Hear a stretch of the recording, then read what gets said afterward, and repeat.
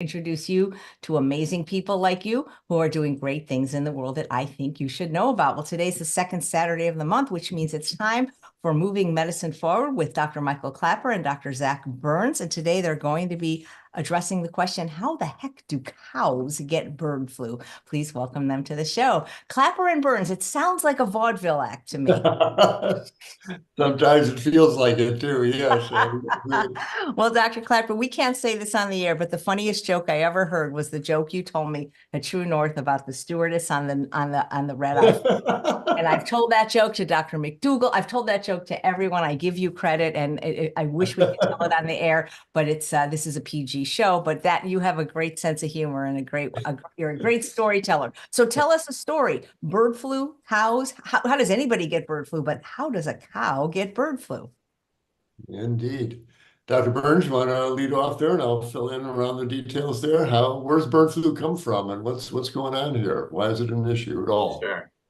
Sure. Well, great to be here. Thank you, everyone, for tuning in. This is our fifth show in the series, and I'm enjoying it. Next time, the sixth show will be a full Q&A, but this time I felt a duty, really, to talk about avian influenza, or bird flu for short. Now, neither of us are virologists or epidemiologists, but anyone who's following this epidemic can see what's going on. And as physicians and with my public health degree, I do feel this obligation to talk about it, because otherwise things just keep happening behind the scenes. So what is bird flu? Well, it's a strain of influenza, right? The virus, and it's the H5N1 strain. And we're talking about proteins that give a virus their sort of genetic blueprint. H5N1 first emerged in China about 20 years ago, and it's been moving around sporadically, but there's been a proper outbreak since 2020. And it's mostly affected birds, wild birds, poultry, but increasingly it's infecting wild animals like rodents, foxes, opossums, skunks. It's affecting pets, and it's also more recently affecting dairy cows. So how is this possible? We're going to get into it. We'll talk about some of the details of the virus and the conditions that allow these viruses to spread. Dr. K, any introductory info from your side? Yes, thank you. Well, that certainly sets the stage. Viruses, of course, have been around on this planet, longer than humans have, and they're a very primitive form of, you can't even say life in that they're not truly alive. They don't really respire and do the things, turn sugars into energy like living cells do, but they are little pieces of DNA wrapped in protein that can get into cells of all different species and change their DNA, basically take over their DNA and produce the more viral proteins. And we think of, I got a virus, got a cold, and indeed these are many of these that we're talking about, the H5N1, the H7N9. These are in the coronavirus family, and coronaviruses are the ones that cause the common cold. And up till recently, that common cold virus, we've been kind of dismissing it as unimportant. Well, it turns out that the common cold virus has some ornery big brothers, variants of the cold virus DNA. Now, they're absolutely fearsome, and they certainly can be lethal. Question how it got into bird populations to begin with. There's some speculation it may have recently come from bats, and as the bats fly over the chicken yards, their droppings get on the ground and the chickens consume them. But there's no question it certainly set up housekeeping in the bird population. And we're talking about wild birds, but very importantly, we're talking about the billions of chickens, the layer hens, the broiler hens, these hens that are cooped up in these atrocious factory farming sheds.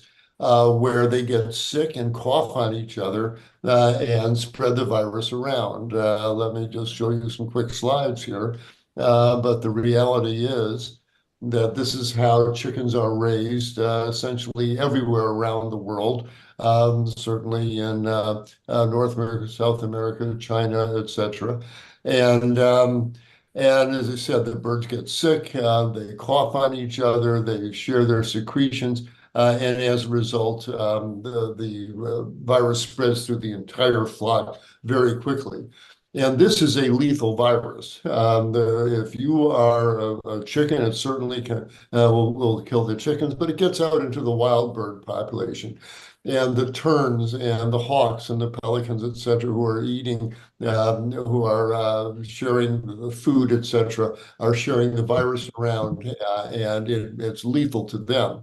The problem is that the virus is perfectly happy to leave the dead carcass of a dead bird that it killed, and when that carcass is then eaten by a scavenger, by a fox or a mink or a seal, the virus is happily able to jump now into this not only a new animal, but a different species. The birds are not mammals. But this virus rearranges its DNA as a really good mutator, and it equips itself for flourishing in the mammalian body. And oh, how it has spread through the mammal population of our planet. This virus, once it got into the population of seals, again, they eat the dead birds, and it gets into their tissues, and they swap secretions as they mate, et cetera, et cetera. And this has been especially catastrophic to the seals, sea lions, sea elephants. As you can see, avian influenza killed virtually all newborn pups at peak seasons in Argentina. This is a catastrophic mortality. The adult seals and the infants were dying off in huge numbers, and it really decreased the entire population of elephant seals. As you can see, it's also caused the death of thousands of South American sea lions. The same with seals. Sea lions have external ears, seals don't. But it's been found in seabirds, particularly species of terns, etc. This virus is just canniballing through the wild populations, and it's causing devastating upsets in the chain because, of course, the seals eat fish, so they're part of the ecosystem. And when you take them out, it unbalances the systems throughout the natural world. But us being very human-centric, we get concerned. Well, we've seen this virus jump from species to species, from birds to mammals, and then from mammal to mammal, from birds to foxes to mink to seals, etc. Human beings are mammals. If this virus got into human bodies, could it mutate and start setting up housekeeping in the human physiology? Well, it's not a question anymore. It absolutely can happen and has happened. Now, there's been 11 cases of the bird flu virus being responsible for serious illness in humans. Now, every one of these 11 people worked in chicken slaughterhouses. So they were breathing the spray of chicken blood, et cetera, all day. And so they got a really hefty dose of the virus in these particular unfortunate 11 folks.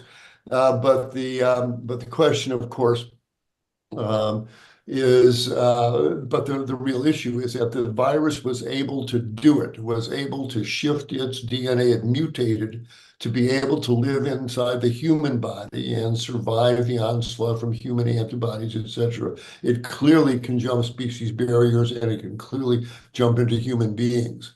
And so we are talking about the potential. If this gets out into respiratory secretions, people start coughing this virus out. The last link of the chain, that we've seen is, we've already seen the virus go from bats to to wild birds to chickens to the seals, et cetera, to the humans. It can get into the human population by inhaling blood droplets, et cetera.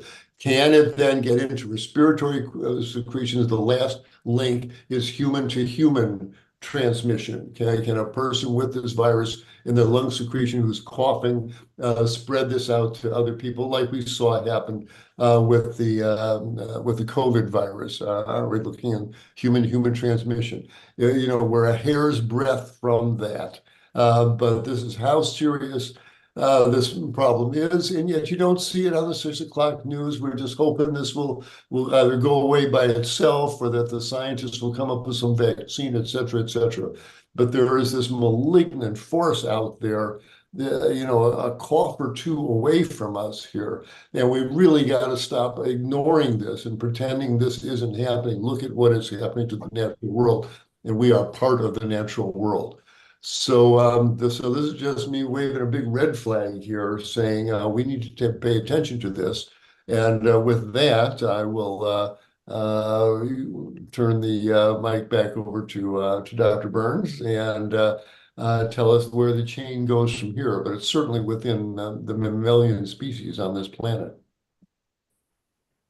All right. Well, I was thinking of painting the picture of the modern poultry facility, so it becomes more clear how these things fester and spread.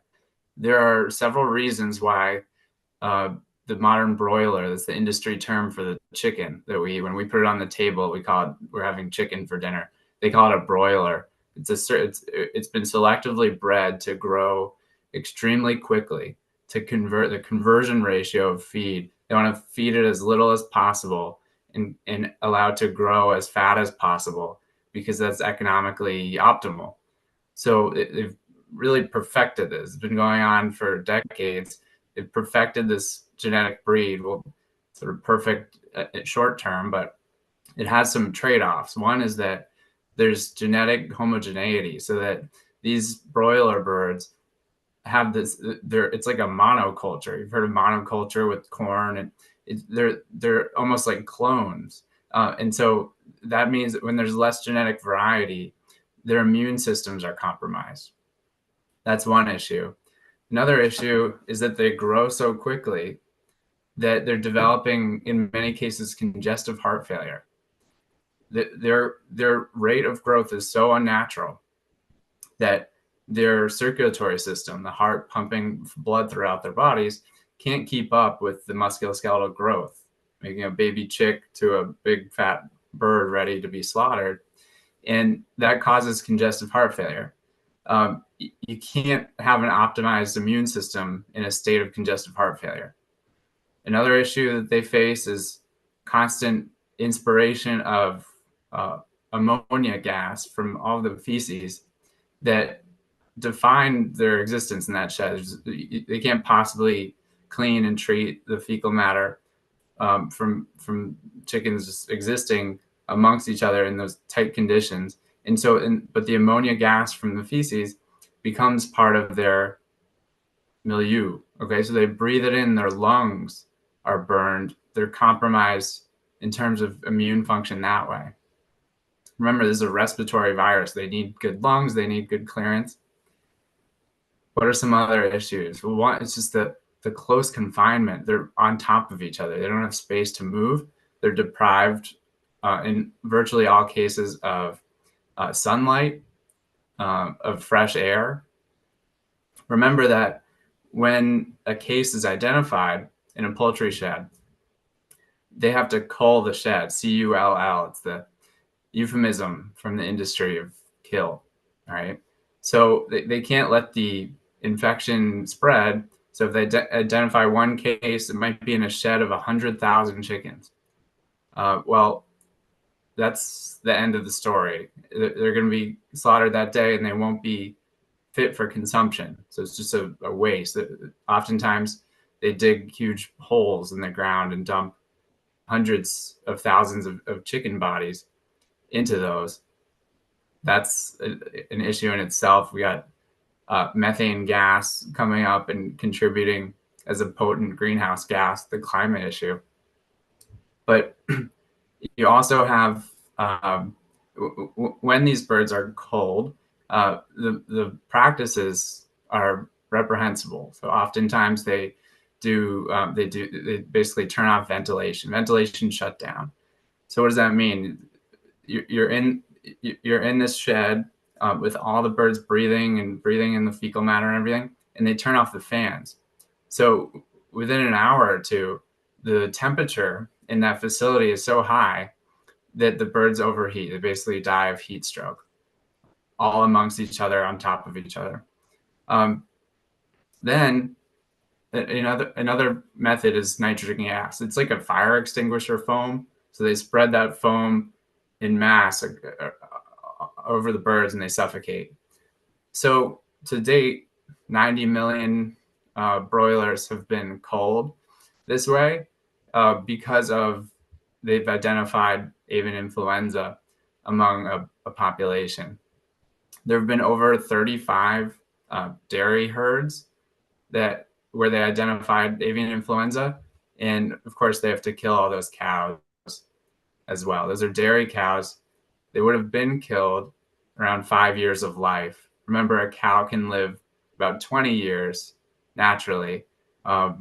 Dairy is a stopping off point for low-grade beef. So we drink milk, we're basically subsidizing the production of cheap low-grade beef. The cows are killed at about a quarter of their life expectancy. So all these things, I just want to paint the picture of the modern animal agriculture system that allows viruses to emerge, spread, and potentially infect, the humans. Think from the viral perspective, right? This thing, it doesn't have a nervous system. It's not alive, but it's incredibly savvy, and all it wants to do is perpetuate itself. So how does it do that? If it can get a mutation, if it can do the genetic reassortment, which is when two strains of a virus co-infect a host, like a bird or a cow or a pig, and then you can make a third novel virus that's been reassorted.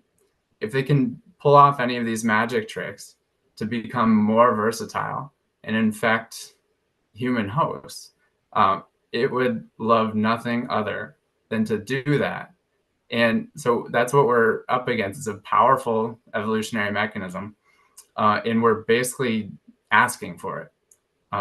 So we'll get into some solutions, but do either of you want to add to that? Well, this is very disturbing, to say the least. I remember many years ago, Michael Greger wrote a book, Dr. Michael Greger, about bird flu, but we were only worried about humans getting it at that time. Indeed, that's and that's what Dr. Greger was trying to tell us, that this is not going to be confined just to chickens at this point. And don't let that was bird flu. Don't let that name seduce you there. This is a rough, tough gunslinger of a virus, and it's a master of disguises and espionage, sneaking in behind enemy immune lines, if you will. I won't take that analogy much further, but this is a formidable virus, and it's going to come back to chickens. This is a sin against the avian poultry kingdom, if you will, and they're in a way poetically exacting their revenge. Of course, none of this is intentional, but this is biology, and we're violating the laws of biology to our desire for cheap chicken for economic reasons and taste reasons. But meanwhile, with a balloon, you squeeze it in one area there and it bulges out another. Well, the same thing is with biology. You push in one area, well, something else is going to bulge out somewhere else, and that's what we're seeing here virologically. And so this is not something just to be ignored, saying, just bird flu. It's not just bird flu, as Dr. Burns is already mentioning. But the story doesn't stop there. They found the DNA of this virus in milk. How in the world is bird flu viruses winding up in cow's milk, thereby hangs a tail or a feather or an udder or something, some part of the cow there. Dr. Burns, you want to share your insights into this? Sure. Yeah, you know, this is starting to get some media attention.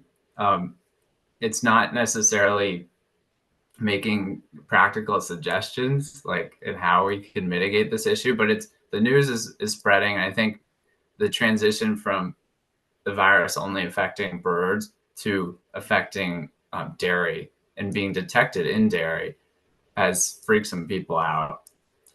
How did this happen? Well, remember that the wild birds who have the virus, predominantly that's the type of animal who's infected, wild birds. Well, there's a lot of cross-contamination. If you have a poultry shed that's infected, it came from wild birds, but then there's some wild birds who pick up the virus. They can fly over, they can poop near a dairy facility.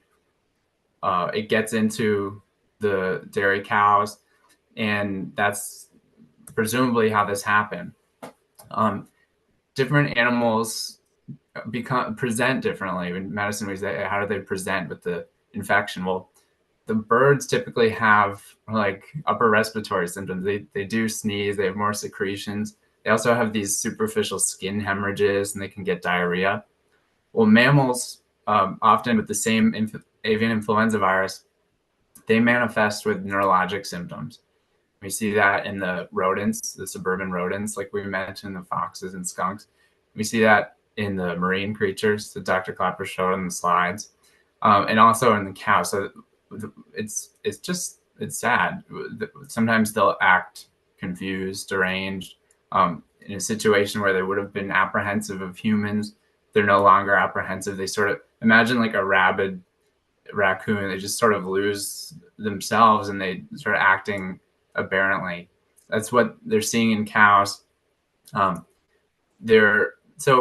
we can update you guys on some current policy and monitoring. Basically, when something like this happens, the CDC gets involved. They're keeping a close eye. They're thinking about vaccines that may or may not work.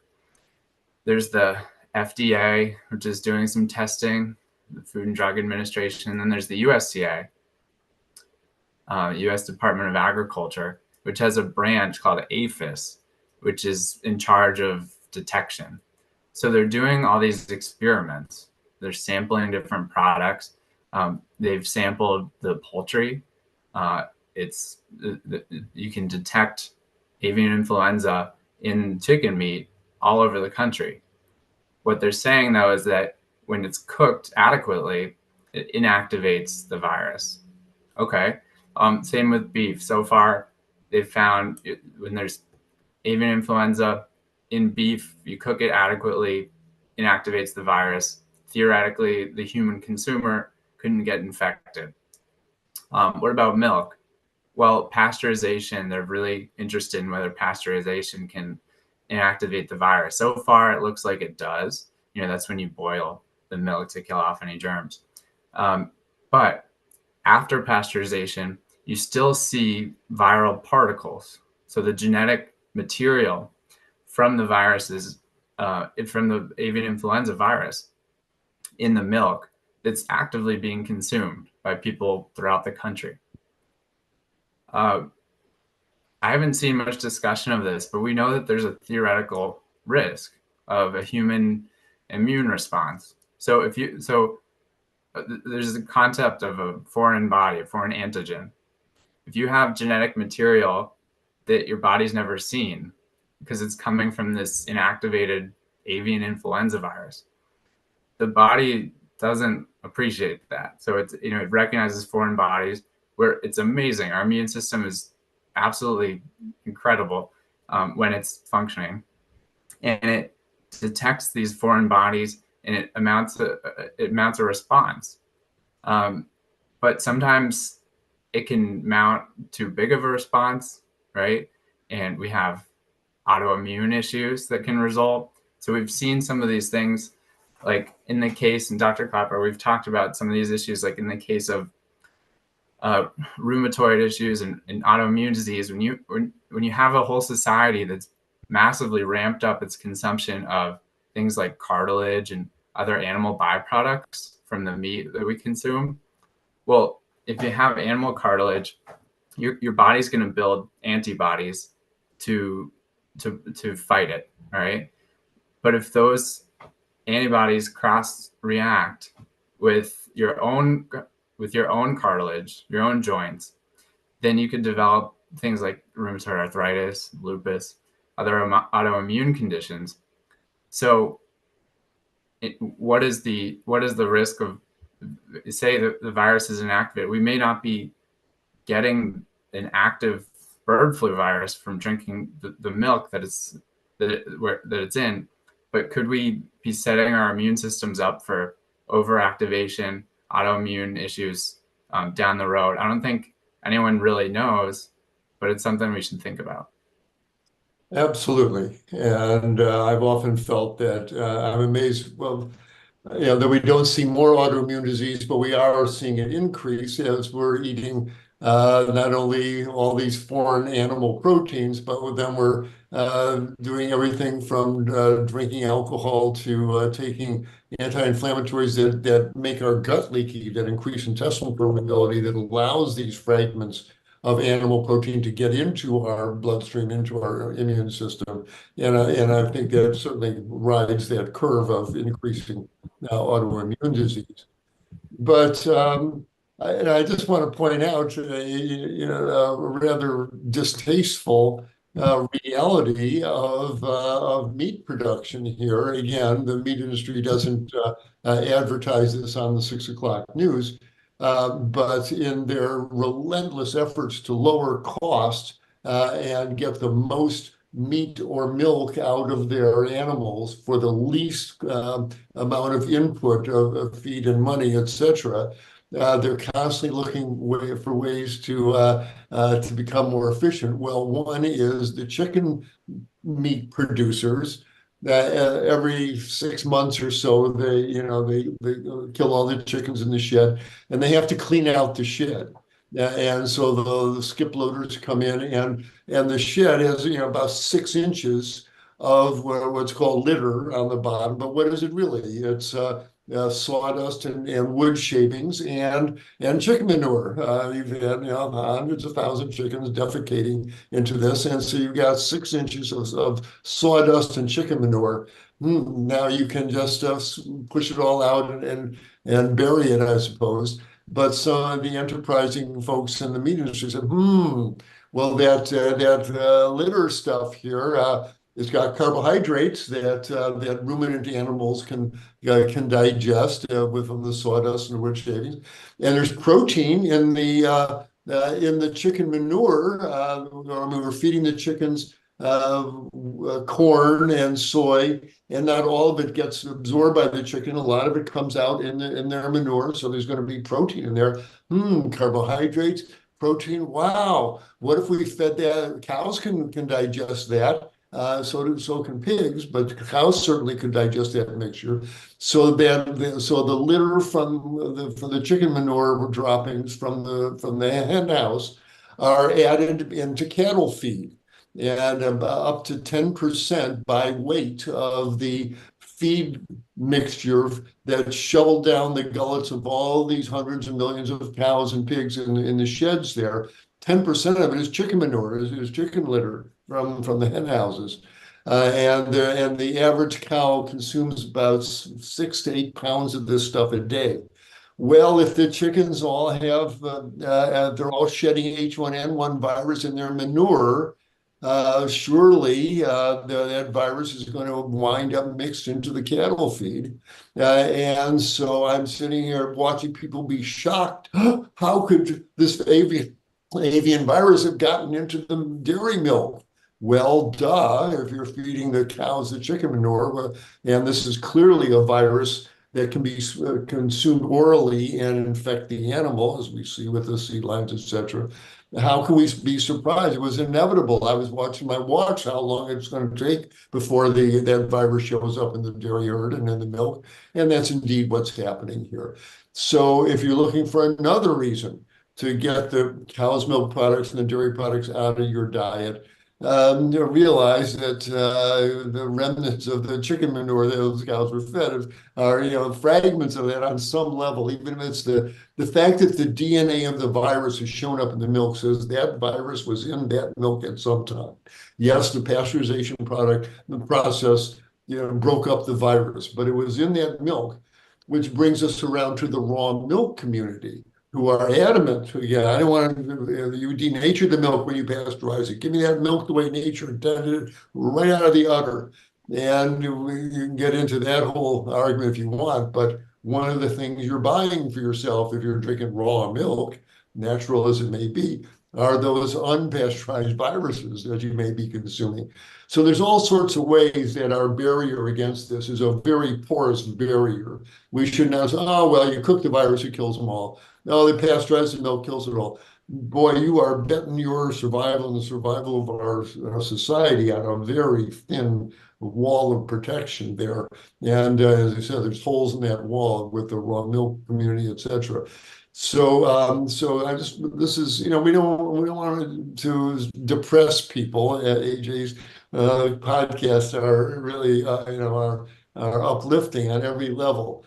But if this is going to help you, if you're still eating poultry products in any form, if you're still consuming dairy products in any form, don't bring that stuff into your house and don't support those industries that are perpetuating these practices that are propagating this virus among both wild and domesticated animals there. So that's really where we go. We're trying to spare you and liberate you and give you a vision of a virus-free future. But also, if you're standing on the railroad tracks and a train is coming, as responsible physicians, it's up to us to say, the train is coming, get off those tracks. And that's what we're saying with the poultry and the dairy products as well. Do you think that could this become another pandemic? Absolutely. And that's what Dr. Greger's jumping up and down saying. That's why he entitled the book, Surviving the Next or Avoiding the Next Pandemic. Yes, that's exactly. If this virus, it clearly can get into humans. If it learns how to get into lung secretions and travel by cough from human to human, yes, then we put ourselves a fearsome pandemic. So that's what we're jumping up and down here trying to prevent. So they'll give us So to another. be clear, Oh, sorry. I was just wondering if it's going to be a pandemic, are they going to create a bird flu vaccine? Indeed. Sure. They're working on it right so now.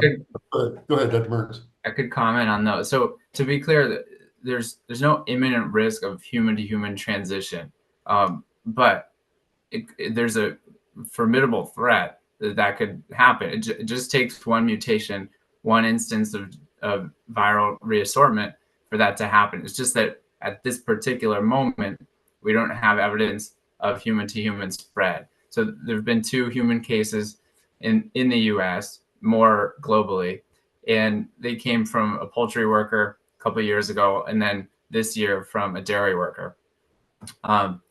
Now, if you do have human to human transmission, that's when it could be really concerning. That's when, depending on the severity, basically, how do we measure how bad an infection, an outbreak is going to be? Well, it's the transmissibility. How easily can you spread this thing? And it's the severity. Out of how many people, if it infects 10 people, how many of them will land in the hospital or even die? With COVID, despite it being so disruptive and awful, and as doctors, we saw people who were young. They could be young. We saw people die from COVID, but in the grand scheme, it was not a particularly virulent infection or severe, because the case mortality rate was pretty low. But these avian influenza, if it became a human pandemic, these are projected to have a high case mortality rate, meaning that a greater proportion of people who contract the virus will have a severe infection and could die. And remember that since COVID, we haven't really improved our baseline health in the West. So we're still seeing rampant obesity, diabetes, heart disease, high blood pressure and cholesterol, autoimmune disease, and cancer. So we're not collectively, right? We're not in a good position to field this kind of threat if we started to have human transmission. I think perhaps even more important than taking the steps to prevent the spread of avian influenza, we need to promote better baseline health so we can be more resilient whenever because inevitably something's going to come along. How can we be more resilient and basically optimize immune function? This immune system of ours, I find it's one of the most fascinating things in all of medicine. It's not to say I did great on my immunology exams in med school. It's so complicated, but it's really incredible. I mean, think about the most elaborate army that we've ever seen in human history. The immune system overwhelms that army. It's in one human body. Our immune system makes the most sophisticated man-made military operations in cities look silly. So we have to respect these natural phenomena. We can do that by promoting good baseline health. Do you think this could ever get to our domesticated pets, like if we have dogs and cats, for example? Unfortunately, yes. I mean, Yes. say you have a cat that's an outdoor cat. Cat eats a bird, wild bird, has avian influenza. That's all it takes. Right. Dr. Burns made such a valid point here about the importance of your own immune system and the virulency of the virus, in that when he was talking about the case mortality rate there, the COVID virus was pretty fearsome, killed 1 million Americans, but infected a lot more than that. Only one person out of every 150 who got the virus actually died from it. Well, we're talking about this avian virus. Instead of 1 out of 150, what if 1 out of every 4 people died, or 1 out of every 6 people? It would really start crippling our society here, and it just takes one little mutation on the virus DNA to make it that lethal.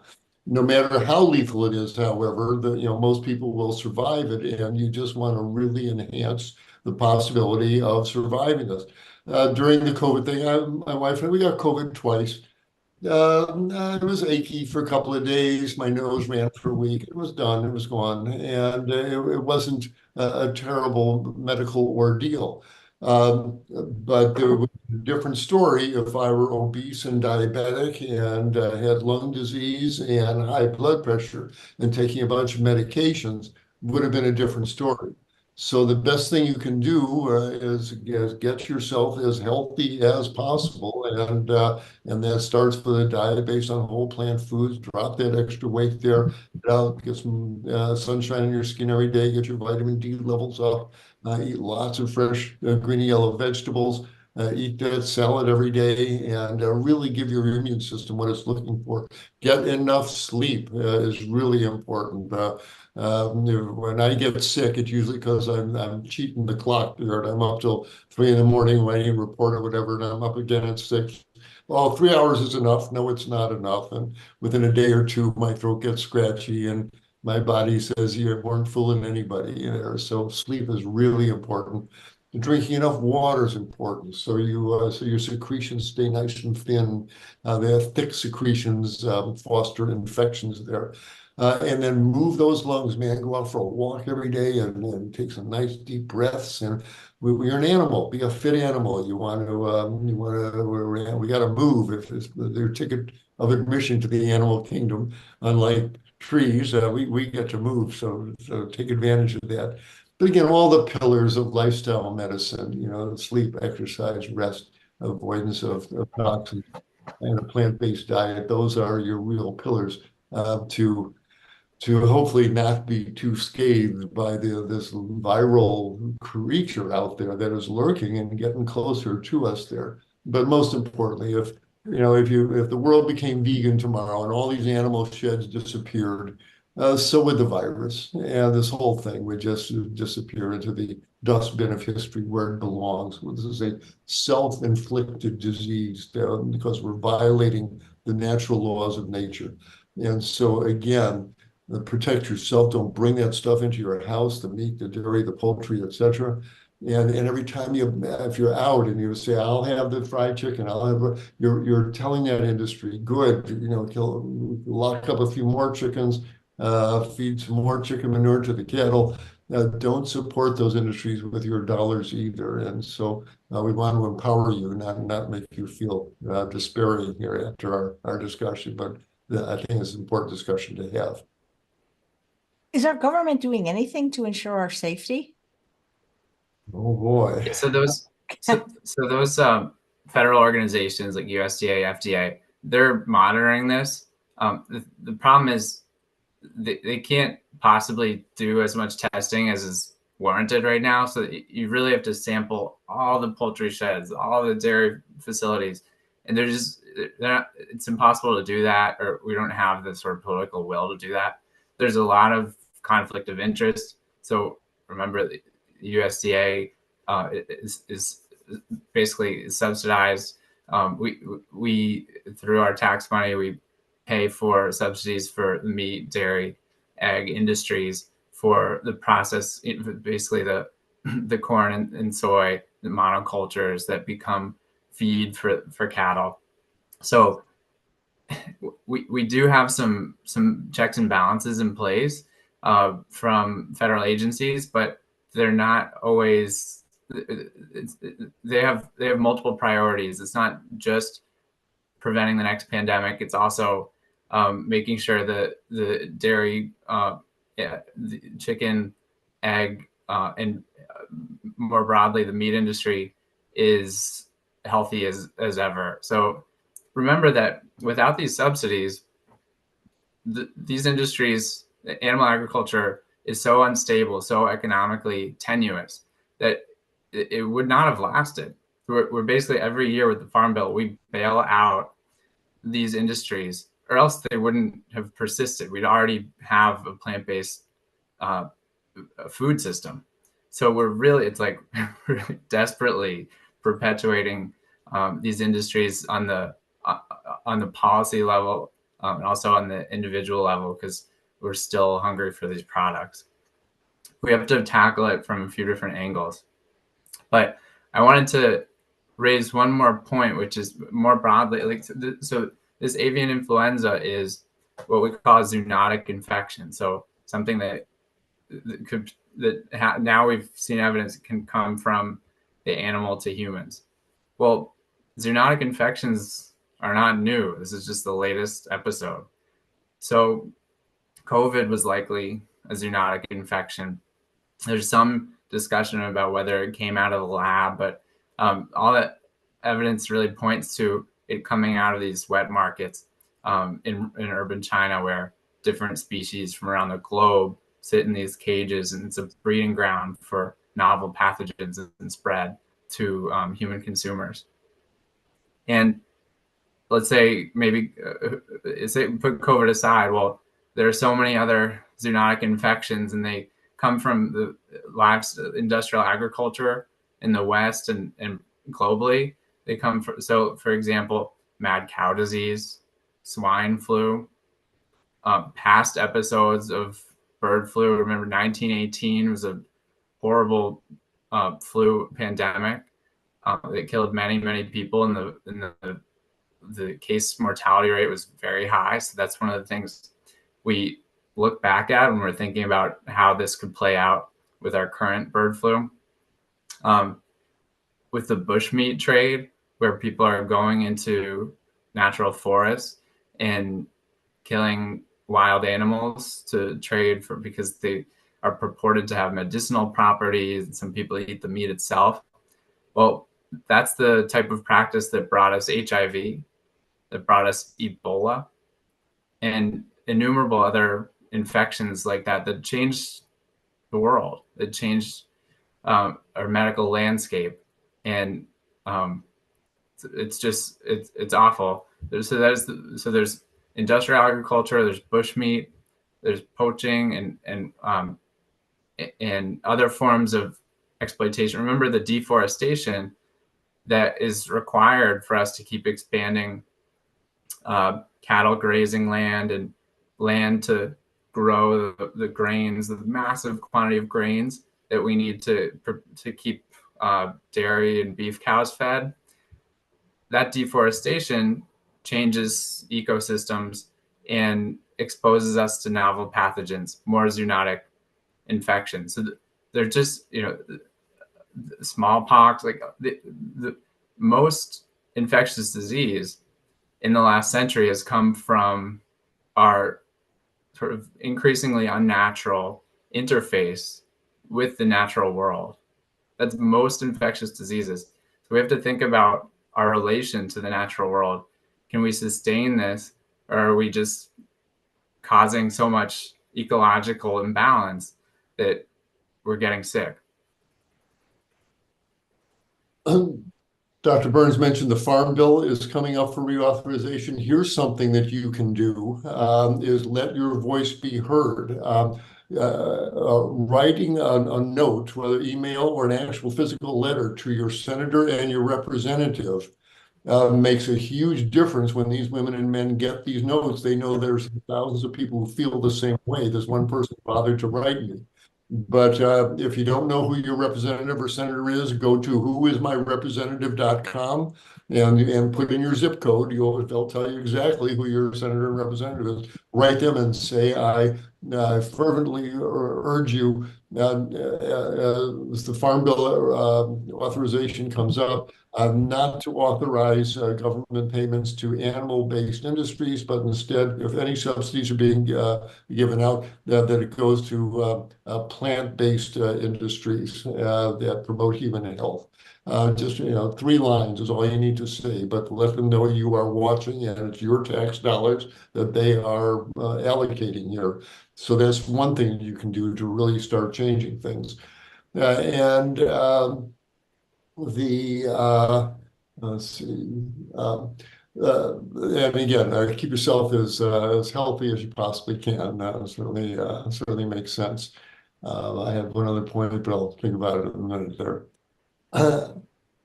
Dr. Burns, any concluding comments or?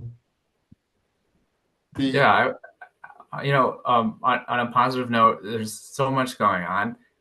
I feel like 10 years ago when I went 100% plant-based, I was really involved, and at least in my local community, I knew all the vegan happenings and the plant-based healthcare stuff. I was aware of it all, but now there's so much activity in this space that I can't keep track. I heard there was a recent conference where Dr. Barnard zoomed in, and it was here in Providence. I had no idea. So I'm just delighted that there's how much is happening. Next week, we have Dr. Greger coming to Rhode Island Hospital down the street to speak with the residents, physicians, allied health professionals, particularly about how his latest theme of how not to age. There's so much going on. I do some animal welfare work separately. And last night, we're having face-to-face conversations with people. We show factory farm footage that most people have never seen. Or if somehow it crosses their social media page, they swipe it aside because it's so disturbing.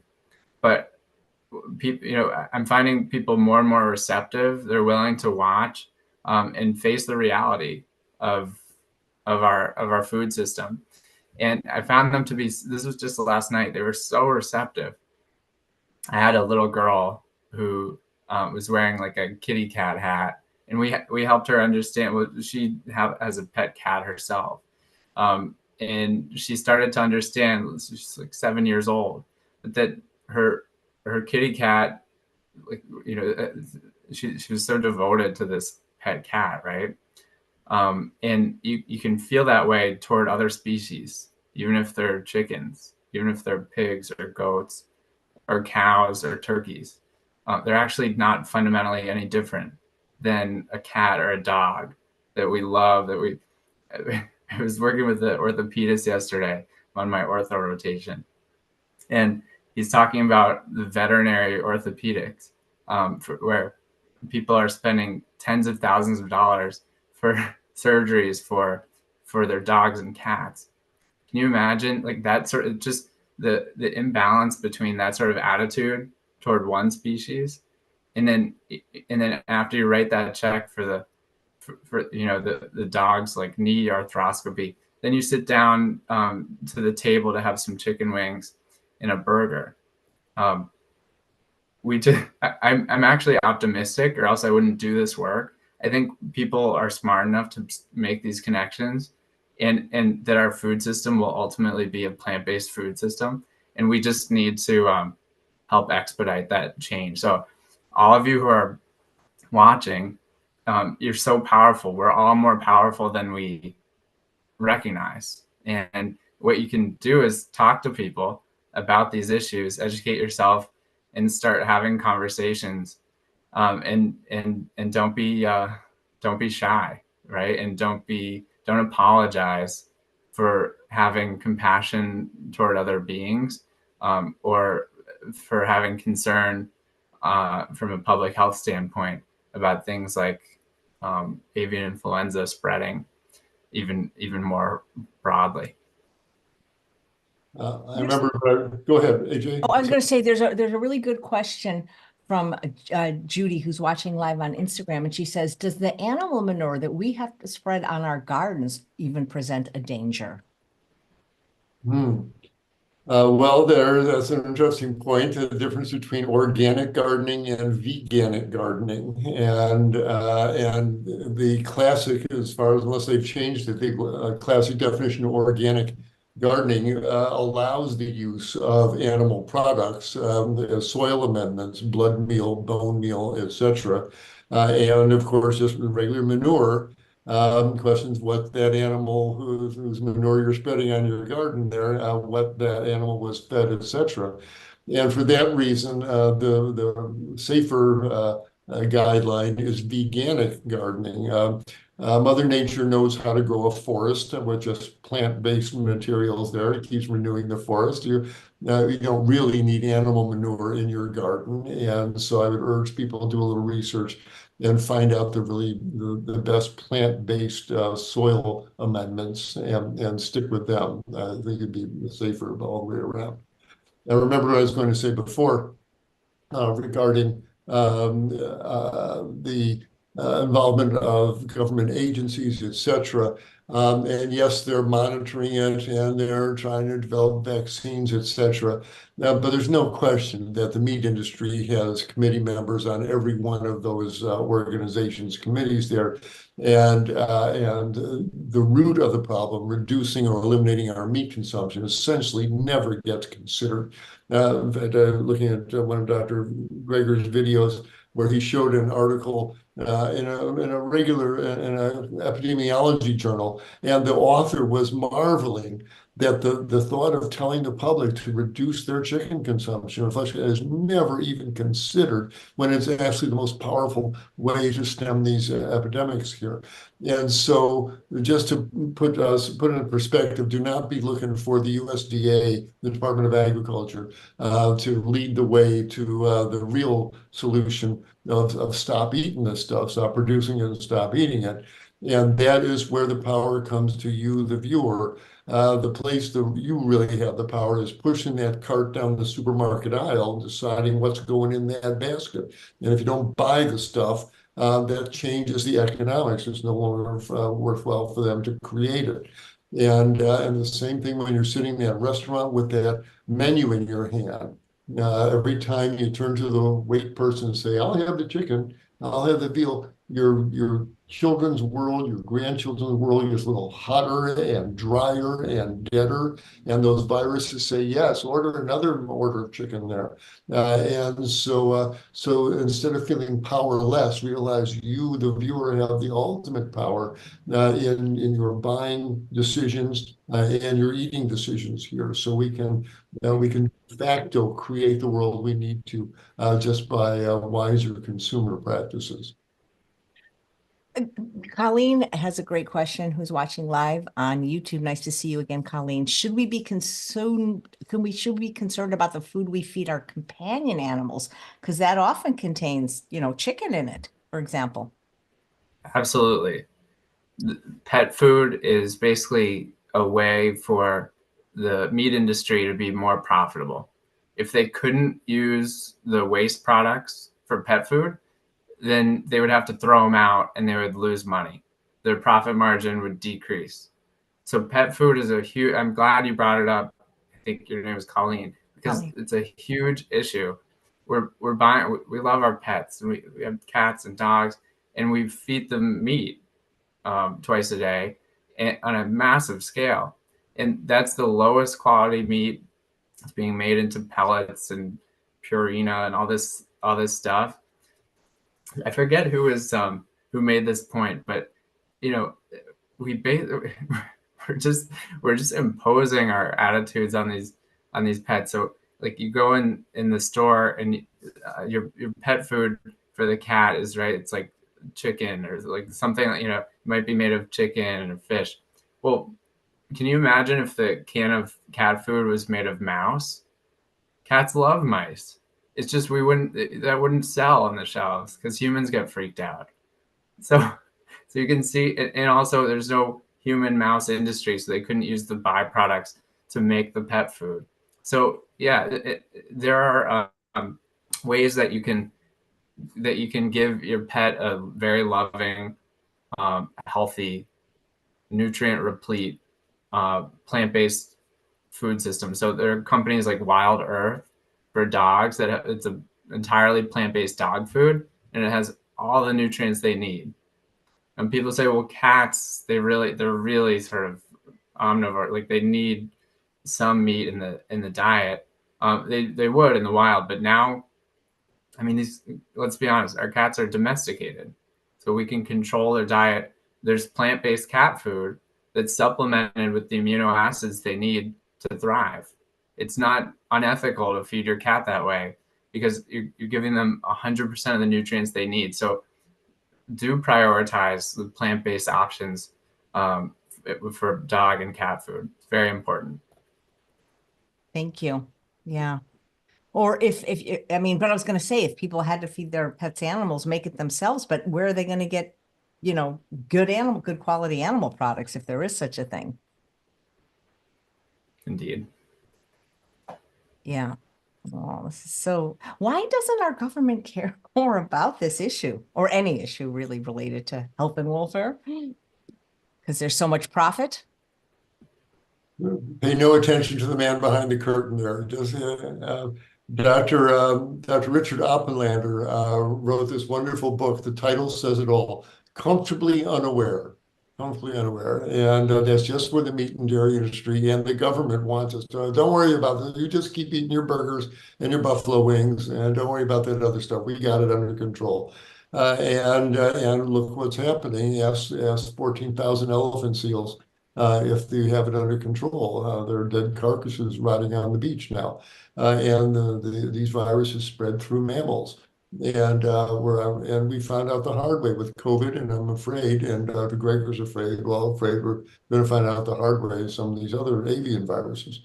So yeah, now the government, we're reactive. Only when the crisis is happening, then we marshal the troops and get those respirators made and get those N94 masks in from China.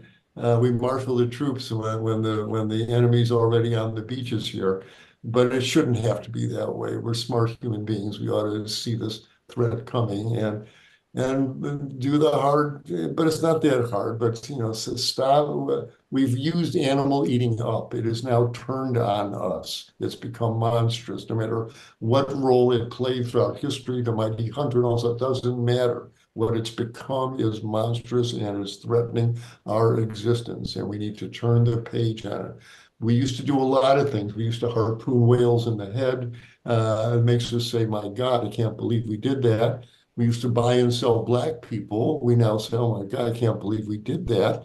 Well, we used to raise hundreds of millions of cows and pigs and chickens in big sheds. I can't believe we did that. We ate them. We need to make that transition to a plant-based society, and everything will get better. We'll get healthier. The world will heal. The animal stops suffering. Everything gets better. The flag's waiting. Homo sapiens, if you want to survive individually or as a species, adopt a whole food plant-based diet. That's the message. I'm curious what both you gentlemen think about lab-grown meat. Could this solve the insatiable desire for animal products for people or people's domesticated pets that prefer to eat them in a humane and sustainable way that won't involve the transmission of these diseases? Sure. So there's a burgeoning movement of products, research and product development in both the two categories, really. There's plant-based meat, where it's made to be very realistic. It's like, you know, the Impossible Burger. It tastes really realistic, but it's plant-based. It's not lab grown.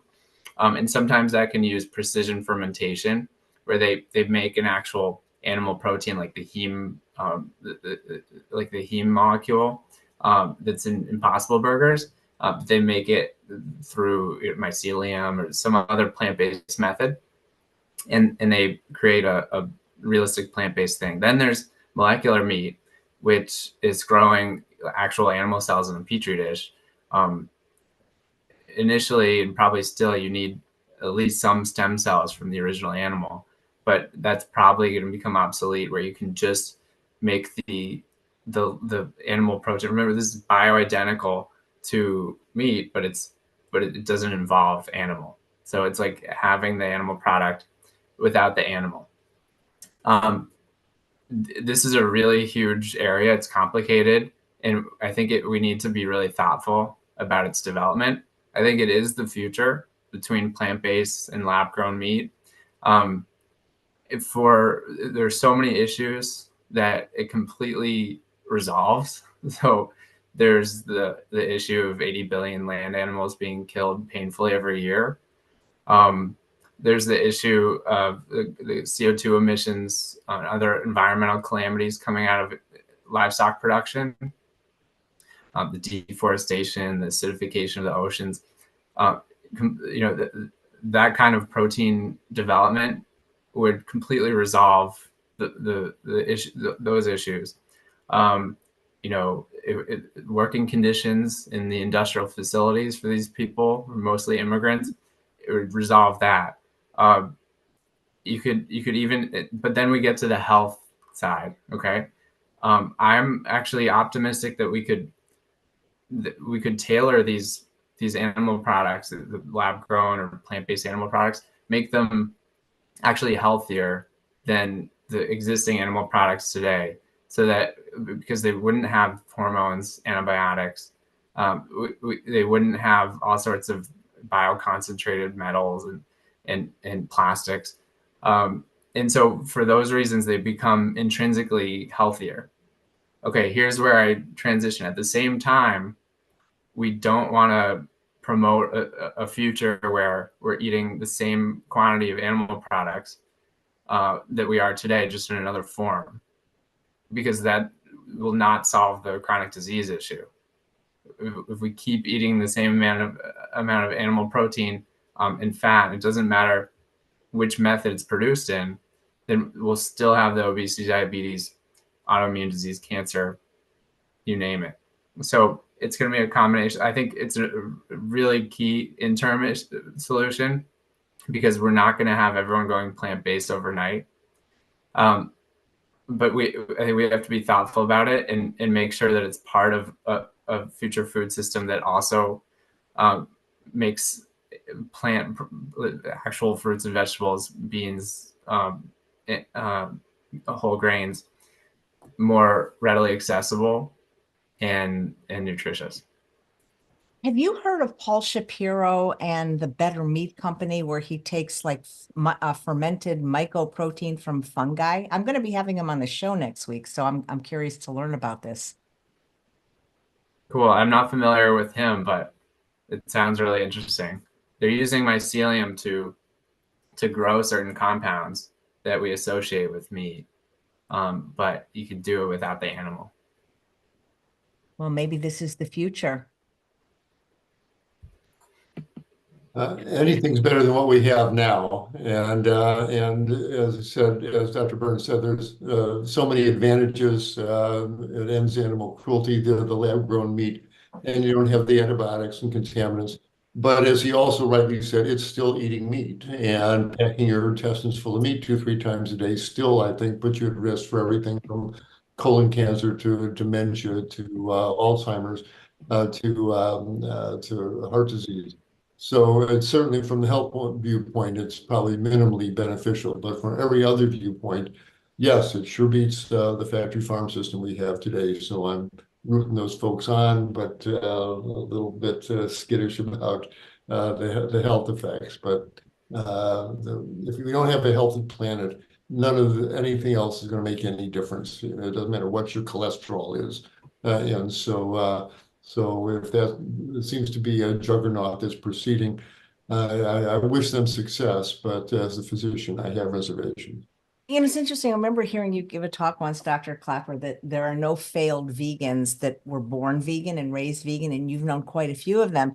And I'm trying to think about this insatiable desire for animal products because you and I, Dr. Klaper, have been vegan a long time. It's almost 50 years for me. And I'm not ever trying to recreate the taste and texture of meat and food. I mean, to me, it was disgusting when I was a kid. I mean, I'm glad these products exist, don't get me wrong, but I'm wondering, like, if people that were raised, born vegan, are they looking for the, like the Beyond Burger and the Beyond Meat and all this stuff? If we could just get people to, the next generation didn't have to grow up eating animals, they probably wouldn't want them so much. I think that's true. I think increasingly we'll have people raised more plant-based. They won't necessarily crave the chewy animal product in their mouth. But we have to be realistic about the developing world. So meat production, I mean, it's just, I don't like saying it because it's just so depressing, but animal product consumption is expected to increase because of, people coming out of poverty throughout the world, which is of course important, but the increased demand for meat. And so how do we basically mitigate that rise in the demand for meat? Well, if we have these bioidentical products or similar and tasty products, that's how we could reduce the demand and avert just worsening disaster. It's hard to imagine this can get worse when demand for meat rises. So we basically develop these technologies to make alternative protein, and then we can disrupt the industry and start turning down the trends on all the issues that we've talked about that modern livestock production is influencing. Yep. Well, you guys are certainly doing your part. You got to Me get more too. doctors on board, but it's like, well, I guess that's what PCRM kind of was always about, but it's, you ever feel like kind of like lone wolves out there? Well, we're trying to remedy that. That's what moving medicine forward is about, is to reach those doctors and wake them up with the plant-based alarm clock here. And Dr. Burns yesterday has said, his hand surgeon specialist that he was working with was grumbling that now they're asking us to talk to our patients about nutrition. And I don't know anything about nutrition. I don't have time to, I'm a hand surgeon. I don't have time to talk about this.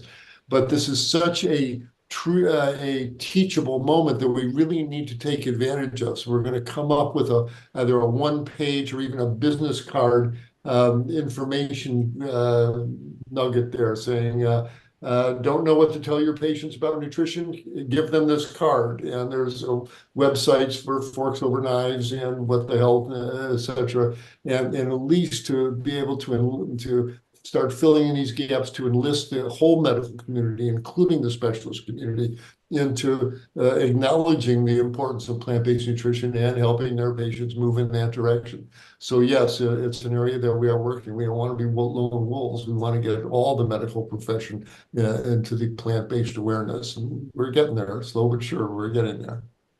There's a lot happening here with medical students getting exposed to proper nutrition, and because it was really lacking. Like, you don't have to be plant-based yourself to realize that nutrition the absence of nutrition education in med school is harming society.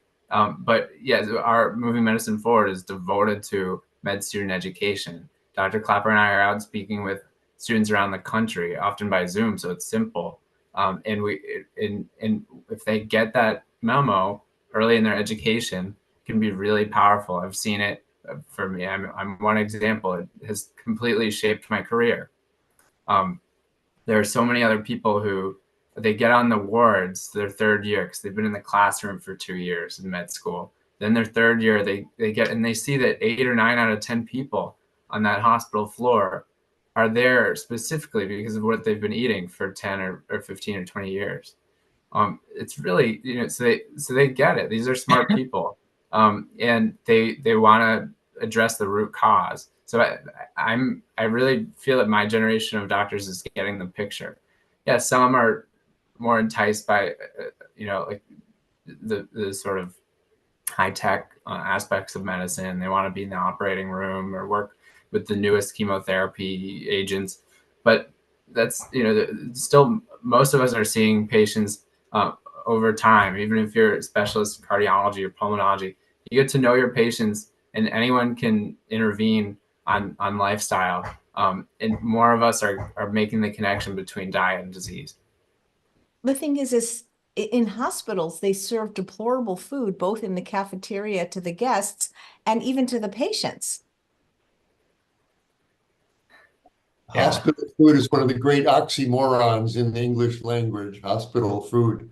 And it's sad, it's tragic, but it's an acupuncture point that can be exploited and remedied. And if patients who were in the hospital write to the administrator saying, I got great care in the hospital, but I was really disappointed by what came up on my tray from dietary.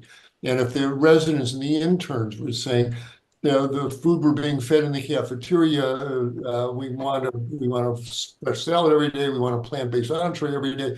Ask and ye shall receive, someone once said. So this is the place for both patient consumers and people in the healthcare system, the nurses, the orderlies in the hospital, everyone who's eating that cafeteria. Let the administration know that you want healthy plant-based options on that cafeteria line, and they will appear. And so this is not time for despair, it's a time for action. If anyone's involved in a institution like a school or a hospital, any sort of institution, you got to know about Greener by Default. It's a nonprofit that partners with institutions to make their food that they've served more plant-based. They're incredibly effective. They're the masterminds behind this big New York public hospital change, where now all the inpatient food is by default plant-based, 100% plant-based, and you can opt out. So you can sell this kind of method to the administration of a hospital and say, we're not forcing people to do something. It's just the initial option is plant-based and totally palatable and delicious and culturally sensitive. And so Greener by Default, they're really good. They've made that change in New York so that millions of inpatients every year are now eating a plant-based diet when they're hospitalized. So over 60% of those patients do not opt out, and they stick with think about how many people previously were doing 100% plant-based diet when they're hospitalized, maybe 2%, who knows. Now it's over 60%. So this is, I think, a really scalable strategy that you can bring to your schools, hospitals, churches, anywhere that provides food.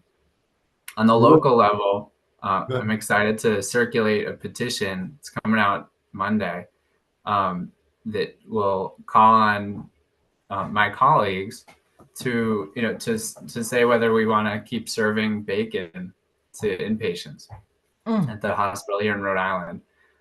I feel good about. I think that people will sort of unanimously endorse this petition, because it just doesn't feel good to have patients that you're supposed to care for them and you're supposed to let them recover and send them out of the hospital to live their lives.